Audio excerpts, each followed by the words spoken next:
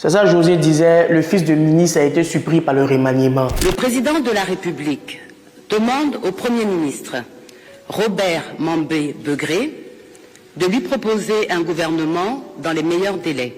Il y a eu un remaniement en Côte d'Ivoire, le gouvernement a changé. Il y a des choses qui ont bougé, il y a des ministres qui ont bougé et il y a d'autres qui sont entrés. Pourquoi? Ça répond à quoi? Politiquement, c'est basé sur quoi? Il y a des réactions sur les réseaux sociaux, d'autres personnes disent que c'est pas normal de nommer vice-premier ministre. On se demande vraiment à quoi sert ce poste. Ça répond à quoi? On va essayer de comprendre ça dans cette vidéo.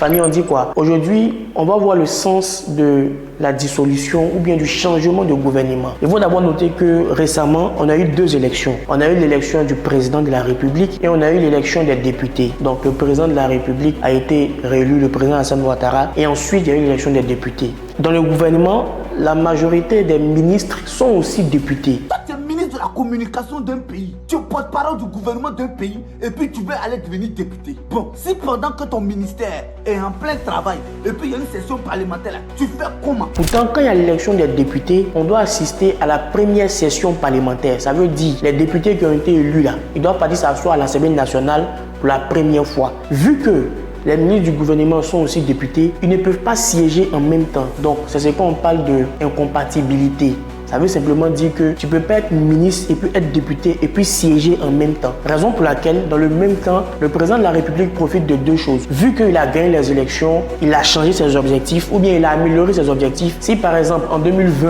il avait mis en priorité l'infrastructure, il peut dire par exemple en 2025-26 là, il met en priorité la santé. Donc, il va aussi faire un changement pour essayer d'ajuster les ministres pour voir ceux qui peuvent apporter un plus au gouvernement. Donc dans le même temps, on dissout le gouvernement, donc on fait un nouveau gouvernement et on a pu assister que le premier ministre Begré Mambé a été élu encore premier ministre. Donc ça répond à cette logique-là. Maintenant, il y a eu aussi beaucoup de bruit autour du petit frère du président de la République, le vice-premier ministre, ministre de la Défense, Téné Birahima Ouattara. Les gens disent que on n'a jamais assisté dans l'histoire de la Côte d'Ivoire un vice-premier ministre. On a déjà vu vice-président, on n'a jamais vu vice-premier ministre. C'est normal, c'est pas normal. Simplement, le président de la République, c'est ce qu'on appelle, il est le chef du gouvernement, il est le chef de l'exécutif en fait. Donc c'est lui qui nomme comme il veut. Dans les modalités d'organisation, il peut dire que toi tu es ministre délégué, il peut dire que toi tu es ministre d'État. Donc selon la loi ne prévoit pas les ministres délégués. La loi ne prévoit pas le haut représentant du président de la République. La loi même ne prévoit pas ministre d'État.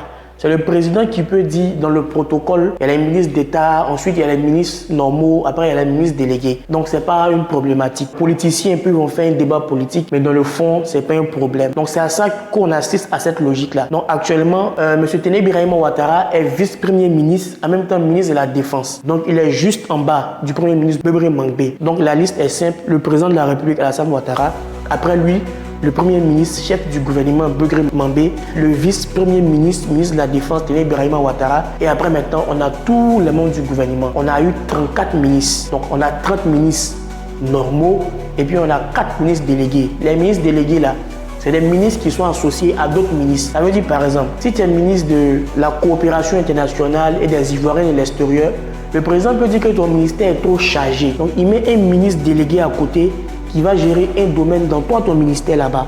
C'est eux qu'on appelle les ministres délégués. Eux tous, ils sont sous la tutelle directe du premier ministre, qui lui-même est sous la tutelle aussi du président de la République. Donc chacun rend compte à son supérieur hiérarchique par rapport aux domaines qu'ils doivent gérer au quotidien, le transport, la nourriture, la santé, l'éducation et autres. Donc c'est à ça que répond cette logique-là. Ce n'est rien de scandaleux, il ne faut pas avoir peur. Merci beaucoup d'avoir suivi ce numéro et on se dit à la prochaine pour un autre numéro. On dit quoi?